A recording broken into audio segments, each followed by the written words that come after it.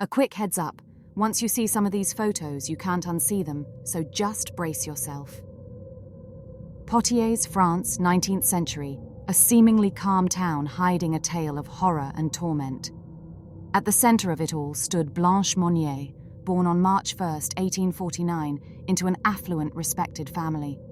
Blanche's beauty was legendary, a bewitching allure that drew admirers like moths to a flame.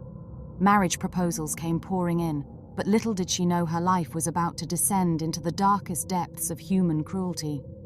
In the year 1876, at the tender age of 27, Blanche's heart was stolen by an older lawyer, a man of intellect and charm, but her mother, Louise, was having none of it. Louise, a woman of unwavering determination and an extremely dark heart, saw the lawyer as penniless, a union she'd never allow. In a twisted fit of rage and desperation, Louise hatched a plan.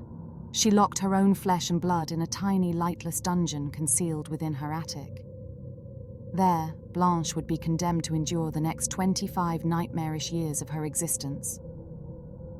As the sands of time flowed on, Louise and Blanche's brother Marcel continued their lives, hiding behind the facade of a grieving family, while Blanche's life transformed into a living, breathing horror story. Friends and neighbors remained blissfully ignorant of the unimaginable atrocities occurring right under their noses. Even Blanche's own father, lacking in assertiveness, allowed his wife to take charge. Tragically, the lawyer Blanche loved met an untimely demise in 1885, forever unaware of the gruesome fate that had befallen her. Blanche's mental health, trapped within the confines of her own home, deteriorated steadily. She began experiencing hallucinations and refused to eat in the shadow of existence and under the relentless dominance of her mother. Blanche endured her suffering in solitude, hour after hour, minute after minute. The household servant carried on with her duties as usual. To what extent she was aware of the situation and was complicit in it remains uncertain. An anonymous letter sent to the pair's Attorney General on May 23, 1901, would expose the nightmarish truth. The letter read, "Monsieur Attorney General, I have the honor to inform you of an exceptionally serious occurrence. I speak of a spinster who is locked within Madame Monnier's house, half-starved and living in putrid litter for the past 25 years. In a word, in her own filth." Authorities stormed the house, and what they uncovered would scar the souls for eternity. Blanche was found in an unspeakable state, her body frail and caked in filth. Insects swarmed around her, and her prison resembled a chamber of horror that defied description. 25 desolate years devoid of sunlight or hope. One officer at the scene painted a picture of the horror that awaited them. He said, "The unfortunate woman was lying completely naked on a rotten straw mattress. All around her was formed a sort of crust made from excrement, fragments of meat, vegetable, fish, and rotten bread. And we also saw bugs running across Mademoiselle Monnier's bed. The air was so unbreathable, the odor given off by the room was so rank that it was impossible for us to stay any longer to proceed with our investigation." Louise was arrested but fell gravely ill, succumbing just 15 days later. Marcel faced a trial but escaped conviction, declared mentally incapacitated. But our story doesn't end here. Blanche's life, even after rescue, was plagued with severe mental health issues.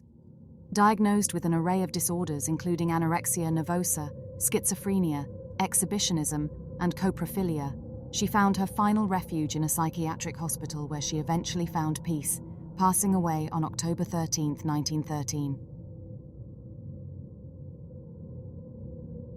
A courageous man named Vladimir Komarov found himself in the middle of a perilous mission.